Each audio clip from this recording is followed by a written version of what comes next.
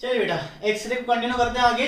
अब देखिए, इलेक्ट्रॉन की बॉम्बार्डमेंट हुई टारगेट मटेरियल पे, टारगेट मटेरियल से रेडिएशन निकले जिनको क्या कहा गया, एक्सरेज कहा गया।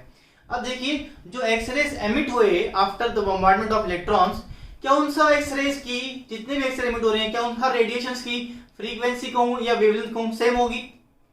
नहीं, बहुत मल्टीपल वेवलेंथ के या मल्टीपल फ्रीक्वेंसीज के रेडिएशंस एमिट होते हैं।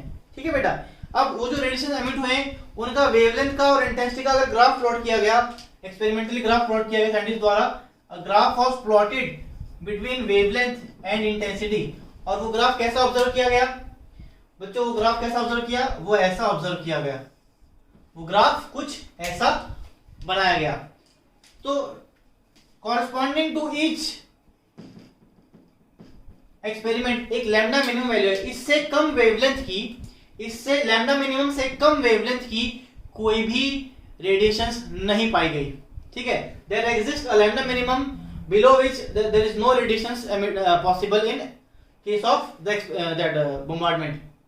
ठीक, अब देखो ये कांसेप्ट कहां से आया, लैम्डा मिनिमम का कांसेप्ट कहां से आया होगा?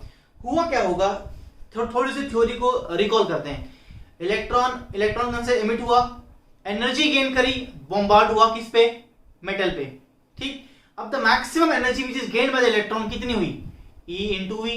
हम लोग जानते हैं अगर कोई भी चार्ज V पोटेंशियल डिफरेंस से एक्सीलरेट कराया जाता है तो उसकी मैक्सिमम पोटेंशियल एनर्जी होती है Q इंटू वी। यहाँ पे हमारा चार्ज कौन है? इलेक्ट्रॉन। तो अगर maximum possible energy of electron will be what? E into V. ठीक, और इसी बम्बार्डमेंट के कारण, इसी इलेक्ट्रॉन की एनर्जी के कारण कोलिजन होता है एटम्स के साथ इलेक्ट्रॉन का, और हमारी एक्सरेज एमिट होती हैं। तो सोच के देखो, जो ये एनर्जी इलेक्ट्रॉन ला रहा है उससे ज्यादा एनर्जी हो सकती है क्या फोटोन की? उससे ज्यादा एनर्जी कैसे हो जाएगी भाई? बिकॉज ये इसके कारण ही तो एनर्जी ट्रांसफर हो रहा है, ये कुछ एनर्जी दे रहा है, उसके बाद वो लोग रिलीज कर रहे हैं एनर्जी। ठीक है ना, तो इस इलेक्ट्रॉन की एनर्जी से ज्यादा तो उस एनर्जी का होना पॉसिबल नहीं है। ठीक है, चलिए अब इस इलेक्ट्रॉन की कितनी एनर्जी हो सकती है maximum? What is the value of E max? E max is the maximum energy of the electron which is bombarded on the target material। ठीक है, अब जो हमारे फोटोन जो एमिट हो रहे हैं, जो या EM रेडिएशंस कहूं या फोटोन कहूं, एनर्जी ऑफ दैट फोटोन कहूं या EM रेडिएशंस कहूं, कुछ भी कह सकता हूं, या एक्स रेज कह दूं, एक ही बात है, उसकी energy will always be less than this E max, है ना भाई? इससे ज्यादा बढ़ हो सकती है इलेक्ट्रॉन जो एनर्जी लेके आ रहा है, जो देने वाला है एनर्जी, उससे ज्यादा कैसे हो जाएगी? जितनी देगा उतनी तो होगी, या उससे कम हो सकती है। ठीक है, ओके। अब मेरे को मालूम है, हम in chapter photo electric effect में पढ़ चुका हूं कि फोटोन की एनर्जी को we can write it as hc by lambda। We can write energy of photon as hc by lambda and this corresponds to what? E max। यहां से lambda की वैल्यू क्या आ जाती है? यहां से क्या आ जाता है? hc by E max is less than lambda। ठीक, so what is the minimum possible value of lambda? From this formula what can we say? The minimum possible value of lambda will be hc by the maximum energy of electron। lambda की value minimum कब होगी? जब energy की value जब ये maximum है, जब ये वैल्यू मैक्सिमम है, उसी केस में लैम्डा हमारा क्या होगा? मिनिमम होगा। तो अगर लिखना चाहूं तो lambda minimum will be equal to hc upon what is E max? E max is E into V. ये लैम्डा किस में आया है? मीटर में आया है, इलेक्ट्रॉन वोल्ट। अगर मुझे एंगस्ट्रॉम में कन्वर्ट करना है फॉर्मूला के लिए, जो आपको याद होना चाहिए, लैम्डा मिनिमम का फॉर्मूला याद होना चाहिए, इट इज 12400 अपॉन V। ठीक है, इसमें मेरा V is in volt and lambda comes in angstrom. Lambda हमारा किसमें आएगा? लैम्डा आ जाएगा एंगस्ट्रॉम में और V होगी वोल्ट में। ठीक है, तो this is the minimum wavelength of the X ray which is emitted due to electron bombardment, जिसकी मैक्सिमम एनर्जी क्या हो सकती है? E into V, where V is what? Anode voltage, जिसकी हेल्प से हमने इलेक्ट्रॉन को एक्सेलरेट करवाया गया। ठीक है, नोट कर लीजिए। ठीक है, यहां से हम देख पा रहे हैं एक और बात। चलिए, यहां से क्वेश्चन आ जाता है बेटा मुझे यहां से हम देख पा रहे हैं कि can I say that lambda minimum and potential are inversely proportional to each other. Can we say from this formula, ये आपको याद होना चाहिए बेटा एग्जाम पॉइंट ऑफ व्यू से, ये आपको याद होना चाहिए। यहां से हम बोल पाते हैं एग्जाम पॉइंट ऑफ व्यू से कि lambda minimum is inversely proportional to voltage, because इस फॉर्मूले पे एक न्यूमेरिकल आया था, मैं आपको बता देता हूं न्यूमेरिकल। चलिए फटाफट नोट करिए, चलिए नोट हो गया होगा।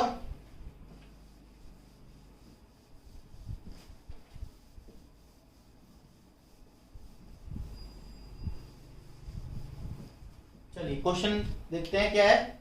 क्वेश्चन ये था लैम्डा इंटेंसिटी के दो फंक्शन दे रखे थे।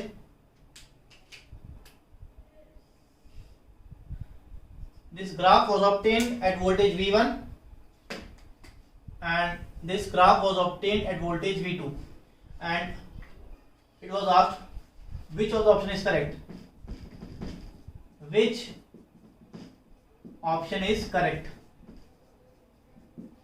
Option A, V1 is equals to V2. Option B, V1 greater than V2. Option C, V2 greater than V1. और option D data insufficient. Option D भी है डेटा इनसफिशिएंट।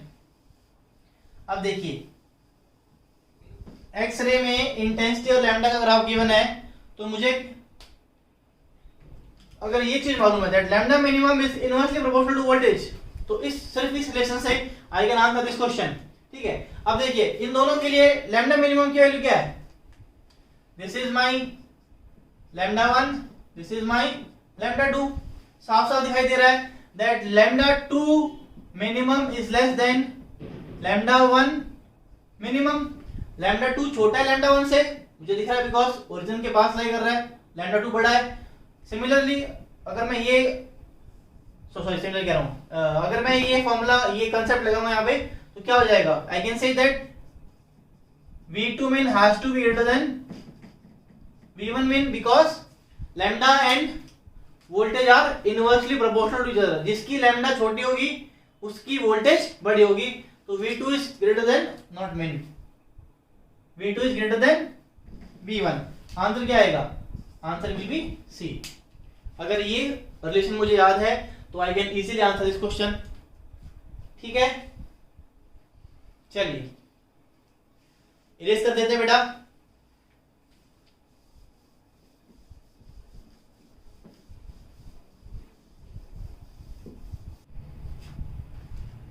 चलिए हमने इंटेंसिटी का और वेवलेंथ का जो ग्राफ है वो पढ़ लिया है। क्या ग्राफ पढ़ा हमने? हमने इंटेंसिटी का और वेवलेंथ का ग्राफ पढ़ा है कुछ ऐसा।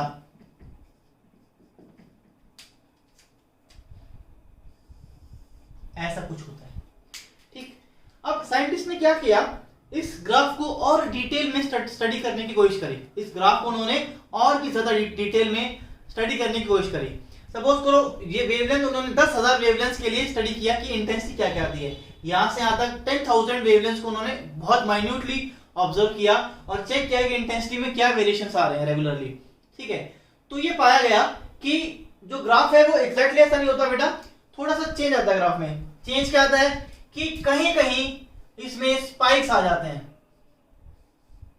कहीं कहीं इसमें स्पाइक्स आ जाते हैं।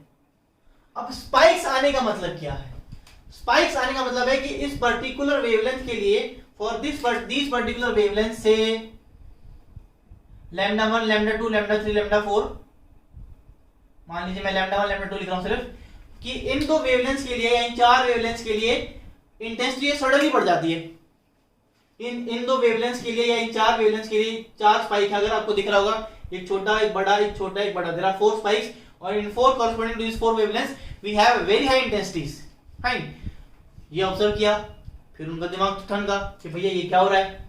फिर उन्होंने और गहन स्टडी करी, और ज्यादा वेवलेंथ करी, और ज्यादा वेरिएशंस करे, एक्सपेरिमेंट करे। फिर after studying and experimenting lot of experiment, मतलब बहुत सारे एक्सपेरिमेंट्स करने के बाद एक कंक्लूजन पे आए कि उन्होंने क्या, चलो ठीक है एक काम करते हैं, मेटल को सेम रखते हैं, टारगेट मेटल को सेम रखते हैं और पोटेंशियल को चेंज करके देखते हैं। Let us try to vary the potential, V1 V2 V3 बढ़ाते हैं।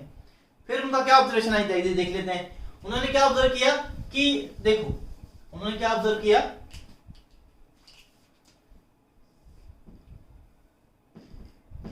सॉरी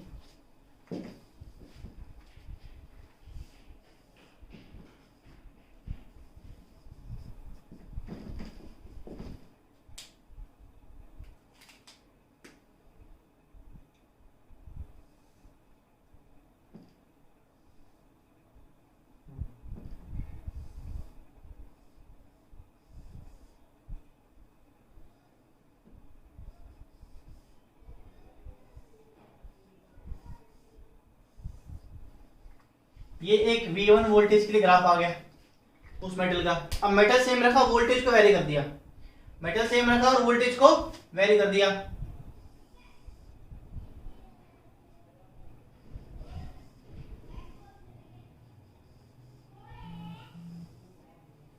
V2 के लिए सिमिलरली V3 V4 V5 बहुत सारे एक्सपेरिमेंट्स करे। अब उन्होंने ये देखा कि जब तक हम मेटल को चेंज नहीं कर रहे ना, जब तक हम मेटल्स को चेंज नहीं कर रहे टारगेट मटेरियल को, तब तक जो स्पाइक आ रहा है, स्पाइक्स आ रहे हैं, the spikes were obtained corresponding to same frequencies. ये जो स्पाइक्स आ रहे हैं ये सेम फ्रीक्वेंसी पे ही आ रहे हैं जब तक हम टारगेट मटेरियल को चेंज नहीं कर रहे, बाकी हम कुछ भी वेरिएशन कर लें।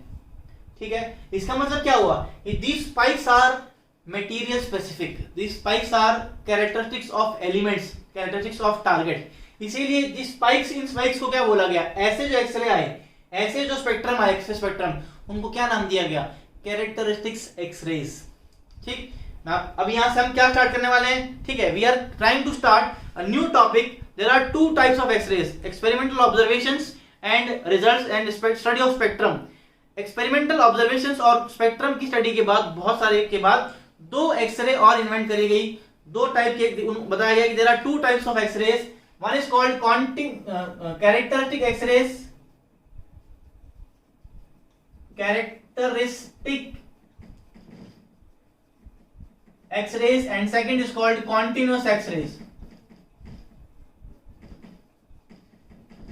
ठीक है, after a lot of experimental studies and study of spectrum, it was concluded that there are two types of x-rays. One is called characteristic x-ray and second is called continuous x-rays. अब why this the name is so, ये बता देते हैं। अभी हम क्या पढ़ रहे हैं, हम पढ़ रहे हैं कैरेक्टरिस्टिक एक्सरेज। क्या होता है कैरेक्टरिस्टिक एक्सरेज, कि देखो अगर हम मटेरियल को चेंज नहीं कर रहे तो spikes are obtained corresponding to same wavelength. This means this type of X rays, this spikes are material specific, these are characteristics of elements. Element same होगा तो स्पाइक सेम आएंगे और सेम कॉरस्पॉन्डिंग वेवलेंथ पे आएंगे, इसलिए क्या नाम दिया गया इनको, कैरेक्टरिस्टिक एक्सरेज। ठीक, इन स्पाइक्स को क्या नाम दिया गया, कैरेक्टरिस्टिक्स एक्सरेज। अब ये स्पाइक्स क्यों आते हैं, क्या होता होगा ऐसा, ये जानने की कोशिश करते हैं। कॉन्टिन्यूअस एक्सरेज को हम इसके बाद पढ़ेंगे। ठीक है, let us start with the topic called characteristic X rays. ठीक, चलिए दो टाइप के एक्सरे बताए मैंने, कैरेक्टरिस्टिक्स और कॉन्टिन्यूअस। अब हम पढ़ रहे हैं कैरेक्टरिस्टिक एक्सरेज। इसमें क्या होता है कि किसी फ्रीक्वेंसी के लिए, किसी वेवलेंथ के लिए जबरदस्त स्पाइक आता है, this spikes are called characteristics. इस पॉइंट को आप लिख लीजिए, इस पॉइंट को, चलिए कैरेक्टरिस्टिक एक्सरेज के बारे में लिखवा देता हूं मैं आपको, हेडिंग डालिए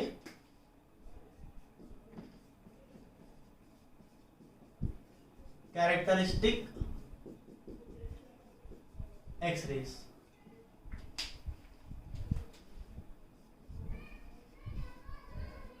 These X-rays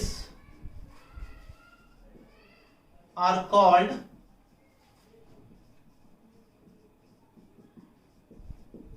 characteristic X-rays because they are characteristic of material।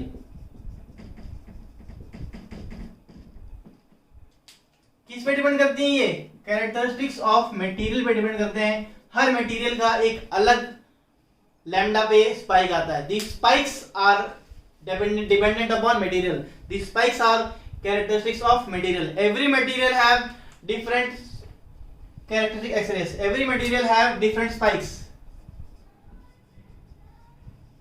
Every material have spikes to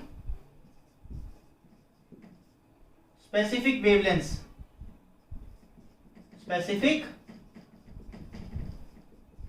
wavelengths. Every material have spikes to specific wavelengths. क्या है spikes?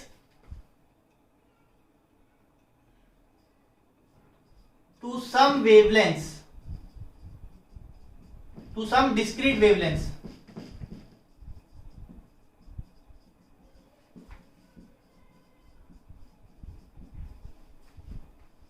A hike in intensity is observed. A hike in intensity is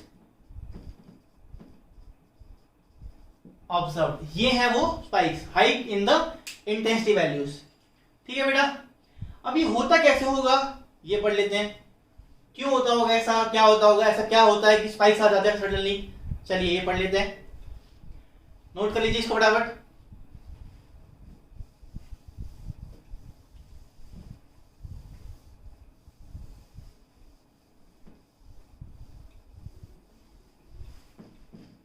देखिए होता क्या होगा, whenever the electrons containing high energy, when the electron with very high energy are striking the atoms, whenever the electrons are having sufficient energy, when they strike the atom, they knock out the electron of the shells.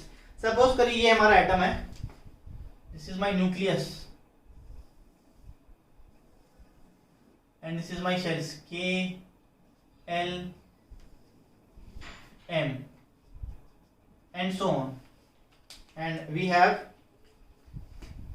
electrons here 2, 1, 2, 3, 4, 5, 6, 7, 8, 1, 2, 3, 4, 5, 7, 8, 9, 10, 11, 12 है मान लीजिए. ठीक है, ये कोई भी atomic structure बनाया मैंने. अब वो क्या होता, क्या होगा, इलेक्ट्रॉन रे सपोज को इस तरह से आ रहे हैं, इस तरह से मान लीजिए इलेक्ट्रॉन आ रहे हैं बहुत हाई स्पीड के साथ. ऐसे electron is coming with very high speed. ठीक, इलेक्ट्रॉन गन से जो इलेक्ट्रॉन आया वो बहुत हाई स्पीड से आया, and suddenly it has sufficient energy to knock out this electron whenever there is collision between the two electrons. ये जो ऑर्बिटल इलेक्ट्रॉन है, जो के शेल में इलेक्ट्रॉन है, इसके इलेक्ट्रॉन के पास इतनी एनर्जी है कि ये इस इलेक्ट्रॉन को नॉक आउट करा दे. अब जैसे इसका कोलिजन होता है, जैसे इनका कोलिजन होता है, this electron gets knock out and moves outside. EK knocked out electron. और जो ये इलेक्ट्रॉन हमारा टकराया था ये भी लो एनर्जी के साथ निकल जाता है. इंसिडेंट इलेक्ट्रॉन EI मान लेते हैं, incident electron, knocked out electron. अब देखिए हुआ क्या, जैसे ही नॉकआउट हुआ क्या यहाँ पे एक वॉइड बन गया. जैसे ही ये इलेक्ट्रॉन नॉकआउट हुआ और इंसिडेंट भी बाहर निकल गया, क्या यहाँ पे एक वॉइड बन गया. फाइन, इस वॉइड को फिल करने के लिए, इस वॉइड को फिल करने के लिए क्या हुआ होगा, इस वॉइड को फिल करने के लिए हो सकता है जो अदर शेल, आउटर शेल के इलेक्ट्रॉन्स है वो सडनली उनको दिखा होगा, वाह वॉइड है भैया, मोस्ट स्टेबल स्टेट, फटाफट से आ जाओ. ठीक है, because as we know that as we move away from the nucleus the energy level, the stability keeps on increasing. This electrons in this shell are more stable as compared to the electrons in the outer shells. तो जो outer shell वाले electron है उनको क्या लग रहा होगा कि अंदर वाइड है, अंदर अच्छी स्टेबल स्टेट है, तो they try to come into this state. मान लीजिए कि के एल शेल से कोई इलेक्ट्रॉन, ये वाला इलेक्ट्रॉन था, ये तुरंत कहां आना चाहेगा, ये तुरंत यहां आना चाहेगा. जैसे ही इलेक्ट्रॉन हाई ऑर्बिट से लो ऑर्बिट में जंप मारता है, you know photons are generated, EM waves are generated. यहां से एक और फोटोन निकलेंगे, एक्सरेज, फोटोन्स. फोटोन्स लिखूं या एक्सरेज लिखूं एक ही बात है, बिकॉज फोटोन जो लिबरेट हुए हैं उनकी फ्रीक्वेंसी कहां लाई करेगी, वेवलेंथ कहां लाई करेगी, in the range of X rays, इसलिए मैंने इनको एक्सरेज लिख दिया यहाँ पे. ठीक है बेटा, अब होगा क्या, उसके बाद क्या होगा, उसके बाद यहाँ वॉइड जनरेट हो गया. अब क्या होगा, आउटर शेल इलेक्ट्रॉन यहाँ पे आएगा, फिर से फोटोन निकलेंगे. कि ऐसा कब तक होता रहेगा, जब तक कि लास्ट शेल का इलेक्ट्रॉन जंप ना कर जाए. ठीक हुआ ना, ऐसे ऐसा होता रहेगा. तो देखिए स्पाइक क्यों आया ये पढ़ रहे हैं हम। देखिए जब इलेक्ट्रॉन यहां से चलता आया था और इसको कोलाइड कर गया, मान लीजिए 1% कोलाइड नहीं कर रहा, सपोज करो इलेक्ट्रॉन यहां से आया बिना कोलाइड करे निकल गया, तो उस that is the more general scenario because 99% time वही हो रहा होगा, 1-2% टाइम ऐसा चांस आएगा कि इलेक्ट्रॉन का इलेक्ट्रॉन के साथ कोलिजन हो जाए, because you know most of the space around the atom is vacant, तो मैक्सिमम चांसेस है, मैक्सिमम प्रोबेबिलिटी है कि इलेक्ट्रॉन बिना टकराए बिना कोलिजन के बाहर निकल जाए। तो देखिए मैं आपको बता देता हूँ कॉन्टिन्यूस एक्सरेज का भी साथ साथ, जब जैसे इलेक्ट्रॉन यहां से ट्रेवल करता हुआ आ रहा है और वो निकलने की कोशिश करेगा, it will feel a strong attraction force by the nucleus as the electron is coming with very high energy and very high speed, as it try to move out it will feel very strong attraction force by the nucleus, तो उसकी जो velocity होगी वो कम होगी, it will start decreasing, it will start retarding, क्या होगा retardation होगा। उस रिटार्डेशन में whenever charge is accelerated or retarded, मैंने पढ़ा होगा आपने पढ़ा होगा इलेक्ट्रोमैग्नेटिक वेव थ्योरी में, जब भी चार्ज रिटार्ड होता है एक्सेलरेट होता है इलेक्ट्रोमैग्नेटिक वेव्स आर जनरेटेड। तो जो कॉन्टिन्यूस स्पेक्ट्रम आया बिना स्पाइक वाला जो स्पेक्ट्रम होता है, देखिए दो तरह के स्पेक्ट्रम होते हैं, दो तरह की वेव एक्सरे बताया मैंने आपको, एक कैरेक्टरिस्टिक एक कॉन्टिन्यूस। तो जो स्पाइक वाले हैं वो है कैरेक्टरिस्टिक्स और जो विदाउट स्पाइक हैं वो क्या है कॉन्टिन्यूस। तो मैक्सिमम टाइम क्या आएंगे कॉन्टिन्यूस आएंगे। ऐसा पॉसिबल नहीं हो सकता कि हमें एक स्पेसिफिक या तो कॉन्टिन्यूस मिले या कैरेक्टरिस्टिक मिले, ऐसा नहीं है। whenever we try to generate x-rays, both the types of x-rays are obtained both characteristics and continuous। ठीक, जैसे इलेक्ट्रॉन आया कोलाइड किया इलेक्ट्रॉन के साथ, ये इलेक्ट्रॉन नॉकआउट कर गया, इलेक्ट्रॉन बाहर निकल गया, वॉइड मिला, मोर स्टेबल स्टेट मिली, ये इलेक्ट्रॉन कूद के यहां आने की कोशिश करेगा, ऐसे यहां वॉइड क्रिएट होगा, अगला इलेक्ट्रॉन यहां आने की कोशिश करेगा। whenever electrons are moving from high to low orbits, photons are generated in the range of x-rays।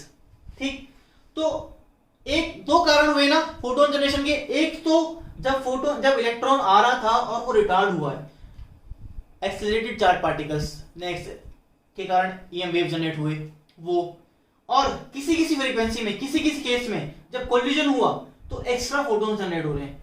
ये वो केस है कोलिजन वाला जिस पॉइंट पे स्पाइक्स आते हैं। जब भी कोलिजन होगा तभी स्पाइक आएगा, बिकॉज उसमें क्या हो रहा है, एक तो रिटार्डेशन के कारण, किसका रिटार्डेशन, इस रेड वाले इलेक्ट्रॉन का, इस इंसिडेंट इलेक्ट्रॉन का रिटार्डेशन का कारण। ठीक है, बिकॉज कैरेक्टरिस्टिक एक्सरेज में there are two reasons of X rays, एक रिटार्डेशन ऑफ इलेक्ट्रॉन, दूसरा when the electrons are knocked out due to collision, तो दूसरे इलेक्ट्रॉन जो वॉइड में आ रहे हैं मोर लेस स्टेबल से हाई स्टेबल स्टेट में एक्स्ट्रा फोटोन जनरेट हुए हैं। This is the reason of spikes generated. ठीक है, अब देखिए, अब ये जो वॉइड क्रिएट हुआ है इसको हो सकता है कि एल शेल वाला इलेक्ट्रॉन आगे फिल कर दे तुरंत, and there may be a chance कि भैया एल शेल वाला ना आए, एम शेल वाला आ जाए, कुछ भी हो सकता है ना, या तो एल शेल वाला आ जाए या एम शेल वाला आ सकता है। अगर ये मान लो पर 2 था, ये जस्ट 5 था, तुरंत आ सकता है। ठीक है, तो उस तरह की ट्रांजिशंस को क्या बोलेंगे, जब भी वॉइड, जब देखो कोलिजन जो हो रहा है, मेरे डायग्राम में कोलिजन मैंने कराया किसके साथ, के शेल वाले इलेक्ट्रॉन के साथ। मैंने अपने इस डायग्राम में कोलिजन किसके साथ कराया है, कोलिजन कराया है के शेल वाली इलेक्ट्रॉन के साथ। तो जो वेव जनरेट होंगी वो के सीरीज की एक्सरेज होंगी। फाइन, के जो स्पाइक्स आएंगे वो के सीरीज में आएंगे। के सीरीज में क्यों आएंगे, बिकॉज अच्छा के सीरीज में भी कैसे आएंगे, जब के में वॉइड क्रिएट हुआ है और एल शेल से इलेक्ट्रॉन ने जंप करा है, तो जो वेव जनरेट हुए वो क्या हो गए, के अल्फा ट्रांजिशन। ठीक है, जब के शेल में वॉइड जनरेटेड है और एल की बजाय एल एम शेल से इलेक्ट्रॉन आया तो क्या आ जाएगा, के बीटा ट्रांजिशन। और एल के एल एम एन शेल से अगर इलेक्ट्रॉन के में आएगा तो दैट विल बी के गामा ट्रांजिशन। ठीक है, ये हमने क्या बताया, के सीरीज की ट्रांजिशन। ऐसा जरूरी है कि इलेक्ट्रॉन आए और टकराए और के शेल वाले इलेक्ट्रॉन से टकराए, नहीं, देयर आर मैक्सिमम चांस अंदर तक ना पहुंचे, क्या पता यहीं टकरा जाए, हो सकता है एल शेल से टकरा जाए, एल शेल वाले इलेक्ट्रॉन से टकरा जाए। उसमें क्या आएगी, उस केस में हमारी क्या आएगी, एल सीरीज आएगी। एल सीरीज में क्या होगा, जब भी इलेक्ट्रॉन एम शेल से एल में आने की कोशिश करेगा तो क्या हो जाएगा, एल अल्फा ट्रांजिशन। एन से अगर एल में आना जाएगा तो क्या होगा, एल बीटा ट्रांजिशन। समझ आया, चलिए उसको मैं भी लिख देता हूं अभी आपके लिए, इसको नोट कर लीजिए। चलिए ये डायग्राम आपने बना लिया होगा, अब इसके बारे में लिखवा देता हूं। चलिए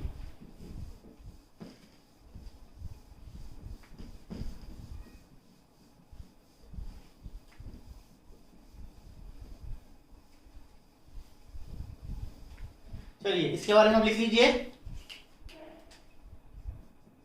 Whenever target materials are bombarded with electrons, whenever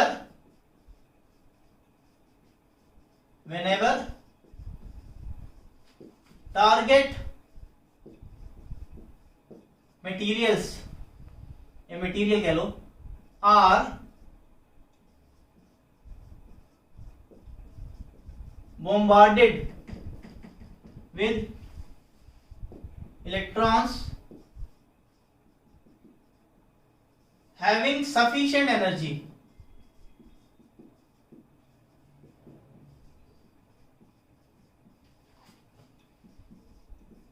to penetrate through atom। क्या हो रहा है? Whenever the target material are bombarded with electrons having sufficient energy to penetrate through the atom। जो हमारा डायग्राम था, सोच के देखो, जो इलेक्ट्रॉन आके टकराया एटम के साथ, उसमें इतनी एनर्जी थी कि वो पेनिट्रेट कर गया और के शेल तक पहुंच गया, है ना। Whenever the electron target materials are bombarded with electrons having sufficient energy to penetrate through the atom।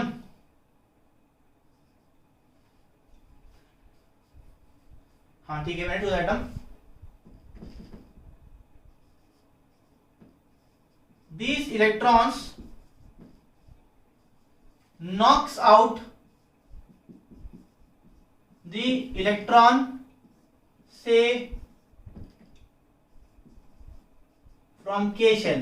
जो हमने एग्जांपल लिया है उसमें हम मान लेते हैं हमने के शेल की बात करी थी डायग्राम में, तो यहाँ पे लिख देते हैं sorry, these electrons knocks out the electron, sorry, हाँ, these electrons knocks out the electrons say from the K shell and thus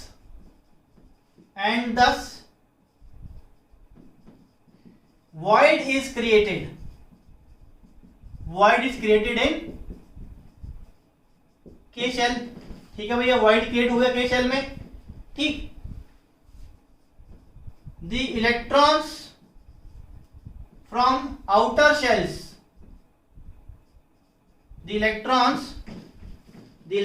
from outer shells tries to fill this void। the electrons from outer shells LMN, the electrons from the outer shells tries to fill this void to gain stability। तभी तो क्यों आना चाहेगा lower most shell में? Because lower most shell, inner most shells are more stable as compare to the outer most shells. ठीक है, आएगा। And in this case whenever outermost shells are jumping into the innermost shell, they always releases energy and thus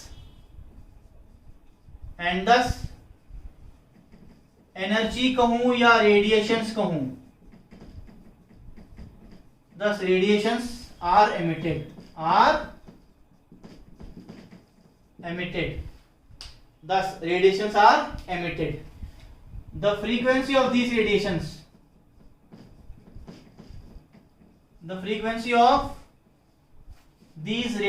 these emitted radiations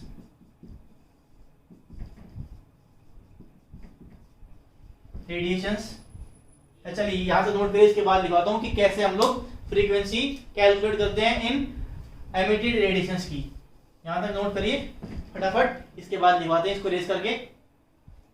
ठीक है, चलिए note कर लिया होगा। अब जब हायर आउटर ऑर्बिट से इनर ऑर्बिट में इलेक्ट्रॉन ने जंप मारा है तो रेडिएशन एमिट होंगे, और ये जो रेडिएशन एमिट्स होंगे इनकी फ्रीक्वेंसी कहां लाई करेगी? In the range of X rays तो लाई करेगी। ठीक है, लेकिन कैलकुलेट कैसे करेंगे? ठीक है, कैसे कैलकुलेट करेंगे?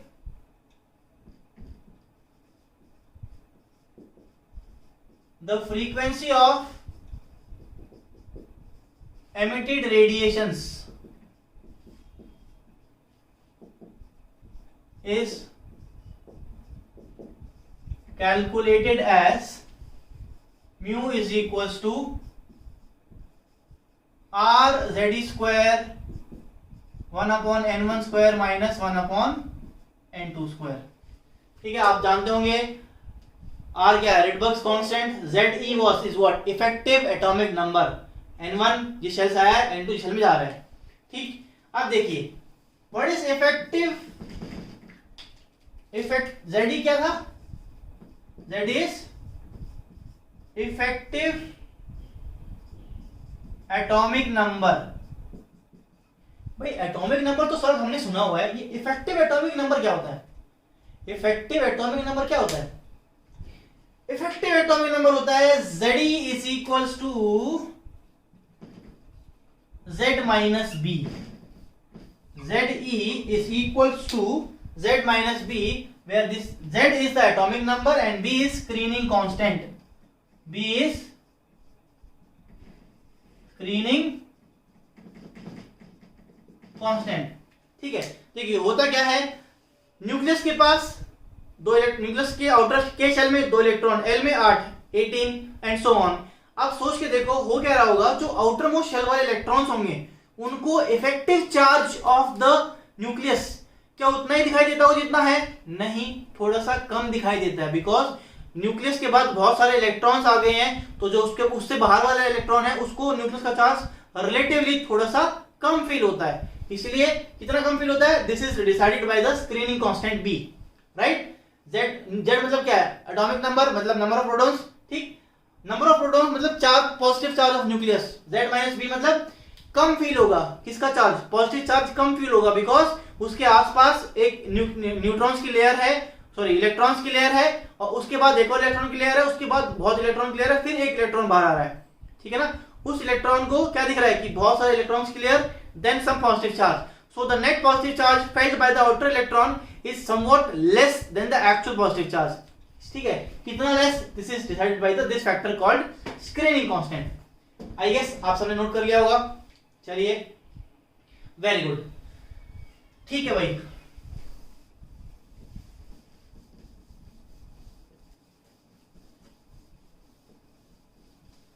ठीक, चलिए इसको थोड़ा सा और स्टडी कर लेते हैं।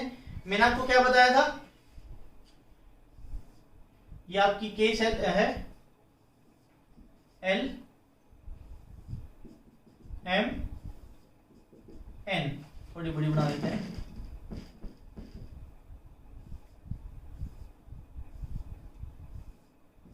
K L M N, electron transition.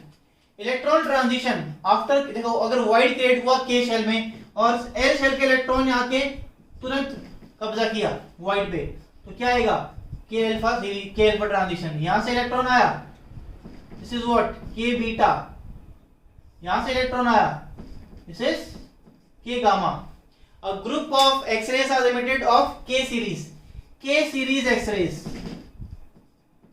के सीरीज एक्सरेज। अगर कोलिजन के कारण, इंसिडेंट इलेक्ट्रॉन के कोलिजन के कारण एल शेल का इलेक्ट्रॉन नॉकआउट हुआ है, तो वाइड कहां जनरेट हुआ है? वाइड एल शेल में जनरेट हुआ है। तो कहां कहां से आ सकते हैं हमारे इलेक्ट्रॉन? एम से आ सकते हैं और एन से आते हैं। This is L alpha, this is L beta. Similarly अगर एम शेल में वाइड क्रिएट हुआ है, अगर मेरी एम शेल में वाइड क्रिएट हुआ है, तो दिस इज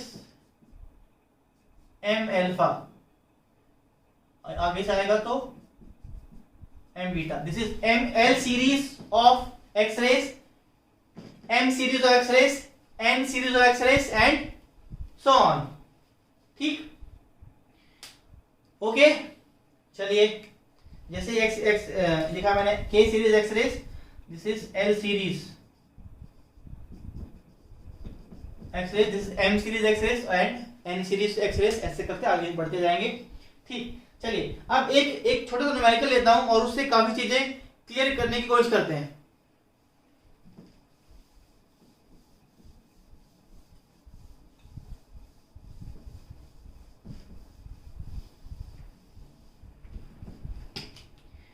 न्यूमेरिकल ये है, ये इंटेंसिटी और फ्रीक्वेंसी का, सॉरी फ्रीक्वेंसी कह रहा हूं, वेवलेंथ का ग्राफ गिवन था आपको, ठीक है, आपको पता है एक स्पाइक, दूसरा स्पाइक, तीसरा स्पाइक, चौथा स्पाइक, ऐसे कुछ था। तो corresponding to this spike we have lambda 1, we have lambda 2, we have lambda 3, we have lambda 4। ठीक, अब ये बताना है कि जो स्पाइक हैं, मैंने आपको बता दिया ये एक इनमें से कुछ दो स्पाइक्स हैं मेरे के सीरीज के और दो स्पाइक्स है मेरे एल सीरीज एक्सरे के कारण। अब आपको ये बताना है कि कौन से स्पाइक्स एल सीरीज के कारण है, कौन से स्पाइक्स के सीरीज के कारण है। ऑप्शन जो थे वो कुछ ऐसे थे, मान लीजिए K alpha series, K beta series, L alpha series, L beta series. Option table बनाई हुई थी ऑप्शंस की।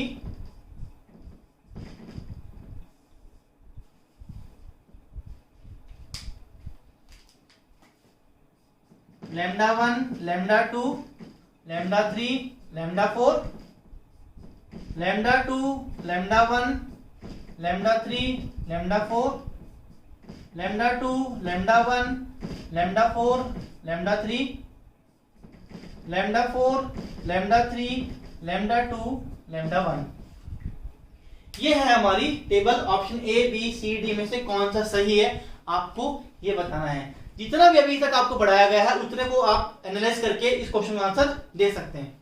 ट्राई करिए, चलिए पॉज करके ट्राई कर लीजिए।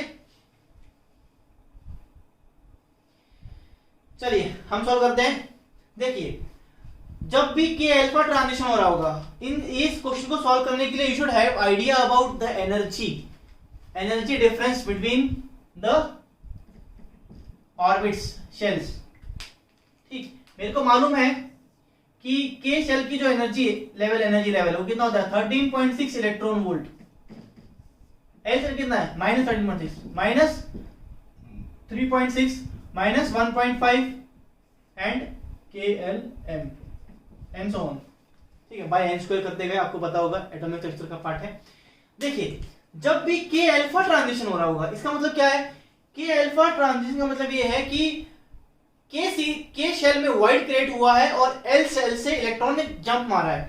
अगर एल शेल से इलेक्ट्रॉन ने जंप मारा होगा तो ये हुआ होगा के अल्फा। तो जो एनर्जी रिलीज हुई होगी, energy of K alpha, sorry energy difference of K alpha, energy of difference नहीं, एनर्जी लिख देते हैं, एनर्जी ऑफ के अल्फा। और दूसरा क्या होगा, ये मेरा के बीटा होगा, ये मेरा के बीटा होगा। किस केस में ज्यादा एनर्जी लिबरेट होगी, किस इलेक्ट्रॉन, एक तो यहां से यहां जंप मार रहा है, दूसरा यहां से यहां जंप मार रहा है, किस केस में ज्यादा एनर्जी लिबरेट होगी बताइए। आप बता सकते हो कि साफ साफ दिखाई दे रहा है कि के बीटा ट्रांजिशन के दौरान ज्यादा एनर्जी रिलीज हो रही है, के बीटा ट्रांजिशन के दौरान ज्यादा एनर्जी रिलीज हो रही है। तो energy of K alpha series is less than energy of K beta series. ठीक, सिमिलरली अगर मैं एल अल्फा और एल बीटा की बात करूं, एल अल्फा और एल बीटा की सीरीज में बात करूं, मुझे पता होगा ये क्या है, this is my L alpha and this will be my L beta. उसमें भी ये सीन हुआ होगा, के of L alpha is less than energy of L beta. Fine, चलिए अब ये चेक कर लेते हैं कि एल और के में किस केस में ज्यादा एनर्जी ट्रांसफर होगा। आप एनर्जी डिफरेंस बता सकते हो कि K alpha is energy liberated in K alpha series is more than energy liberated in L alpha. Check कर लीजिए, ये डिफरेंस कितने का है, 10.2 का, ये डिफरेंस कितने का है, 1.1 का। ठीक है, तो this K alpha transition is liberating more energy. तो अगर मैं पूरा लिखूं energy of K beta is greater than energy of K alpha greater than energy of L beta greater than energy of L alpha. सबसे least energy कब liberate होगी? L alpha series में। सबसे लीस्ट एनर्जी कब liberate होगी? L alpha series में। और maximum energy कब लिबरेट होगी?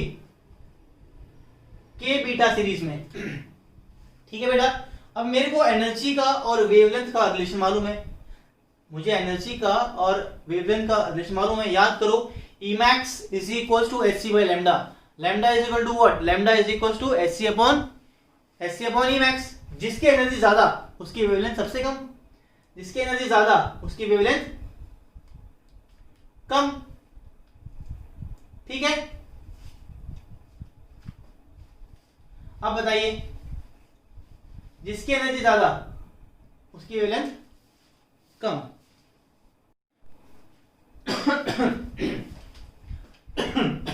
देखिए, सही लिखा है हमने। जिसकी एनर्जी ज्यादा होगी उसकी वेवलेंथ सबसे कम होगी। तो सबसे कम वेवलेंथ किसकी है? Lambda one. लैम्डा वन किसकी वेवलेंथ होगी? बीटा सीरीज की। के बीटा सीरीज कहाँ है? लैम्डा वन कहाँ है? ऑप्शन नंबर 2 बी और सी में से कोई एक होगा। सबसे लो एनर्जी किसकी है? सबसे लो एनर्जी किसकी है? ई। सबसे लो एनर्जी किसकी है? एल अल्फा की। तो मैक्सिमम वेवलेंथ किसकी होगी? एल अल्फा वाली। L alpha is this L4। Option is C. Option is C. इसका मतलब ये किसकी ट्रांजिशन है? This transitions are corresponding to K beta, K alpha, and this transition corresponding to L beta and L alpha. ठीक है, ये हमारे energy transitions हैं। देखिए एग्जाम में यही सवाल नहीं आते, लेकिन कंसेप्ट ये रहता है। ठीक है, अगर मान लीजिए हो सकता है यहाँ पे अभी के अल्फा के बीटा दे दिया मैंने, ये जो पूरा कंसेप्ट सिखाया है ये अगर आपको समझ में आ जाएगा तो कुछ भी सवाल आ जाए, कैसे भी ट्रांजिशन पूछ ले, आपको कंसेप्ट पता है तो you are in state to solve entire numerical. Fine, चलिए, this was all about characteristic X-rays. Characteristic X-rays के बारे में हमने अब सब कुछ पढ़ लिया है। इसके अलावा अब क्या बचता है? Continuous X-rays. मैं आपको पहले बता चुका हूं, कॉन्टिन्यूस एक्सरेज में कुछ नहीं है। क्या है कॉन्टिन्यूस एक्सरेज में? जब भी इलेक्ट्रॉन गन से इलेक्ट्रॉन आएंगे और बम्बार्ड करेंगे एटम्स पे, मटेरियल पे, टारगेट पे, तो 99% चांसेस क्या होंगे कि बिना कोलिजन विद द इलेक्ट्रॉन वो पार निकल जाएं। अगर वो पार निकल जाएंगे तो जब वो क्रॉस कर रहे होंगे तो due to attraction force they will retard, और रिटार्डेशन में क्या आएगी? ईएम वेव जनरेट होंगी। Those EM waves are called continuous X-rays. हमारे जो कैरेक्टरिस्टिक एक्स-रेज है वो तो कभी कभी आती हैं। ये जो पूरा कॉन्टिन्यूस स्ट्रक्चर आएगा ये ही तो है हमारा कॉन्टिन्यूस एक्स-रेज। ये जो स्पाइक्स हैं these are only character of materials, these are only called characteristic x-rays। Material पे डिपेंड होती है। अलग हम इस स्पाइक से भी पहचान सकते हैं कि कौन सा मटेरियल है, कौन सा मटेरियल नहीं है। ठीक, तो हमारा हो गया कॉन्टिन्यूस एक्स-रेज भी हो गया हमारा, और हमारा कैरेक्टरिस्टिक एक्स-रेज भी हो गया। अब हमारा एक्स-रे में एक लास्ट टॉपिक बचता है छोटा सा, ठीक है, मूसले law.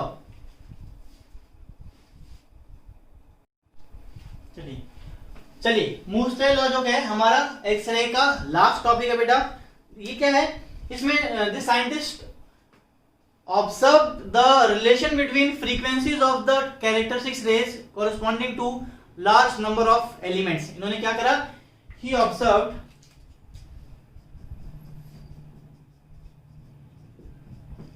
मूसले observed frequencies emitted by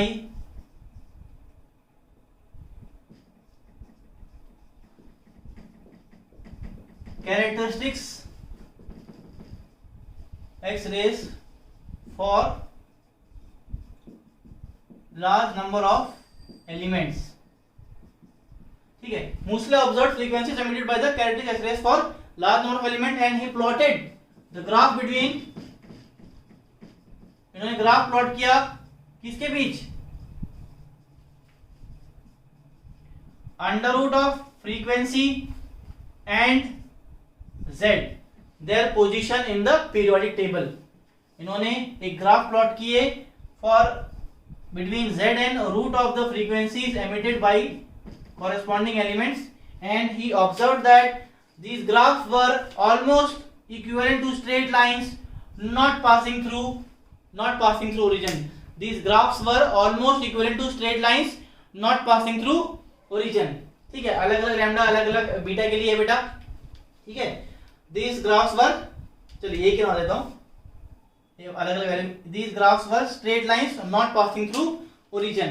और जो रिलेशन इन्होंने डेराइव किया इस स्ट्रेट लाइन का, जो इन्होंने रिलेशन बताया वो क्या बताया, that under root f is equals to a times z minus b, and this relation is termed as Moseley relation.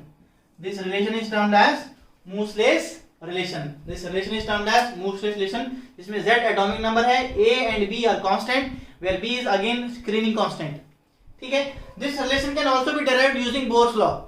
जो हमारा बोर का लॉ है वहां से भी हम इस रिलेशन को डेराइव कर सकते हैं, जिसमें हमारी वैल्यू ऑफ ए एन भी आ जाएगी. ठीक है, चलिए बता देता हूं, इसको इरेज कर दीजिए.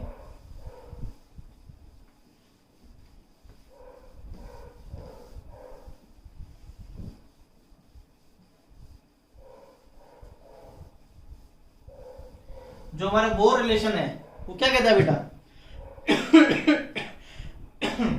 वहां से भी हम ड्राइव कर सकते हैं. Under root of F is equals to under root of R C, R into C, 1 upon n1 square minus 1 upon n2 square into z minus B, z minus B. अगर मैं बात करूं के अल्फा ट्रांजिशन की, अगर मैं बात करूं के अल्फा ट्रांजिशन की, तो उस केस में n1 की वैल्यू क्या हो जाएगी 1, n2 की वैल्यू क्या हो जाएगी 2. क्या फ्रीक्वेंसी आएगी निकाल लेते हैं. Under root of f will be what is this 1 upon 1 minus 1 upon 4, 3/4 root 3rc/4 into z minus 1. K alpha के लिए हमारी ये वैल्यू होती है a की value, and b is equals to 1 if I want to compare this equation with Moseley's relation. a की value क्या होगी, a is root 3/4 rc and b is 1. ठीक है, के अल्फा ट्रांजिशन के लिए मैंने बोर्स लॉ यूज करके आपका मूसले लॉ डिराइव कर दिया है. ठीक, यहां तक हमारा एक्सरेस. दिस इज, इससे बाहर आपका बेटा जे नीट में आई डोंट थिंक कोई क्वेश्चन आते हैं एक्सरेस के. This was, we are done with X-rays. Thank you.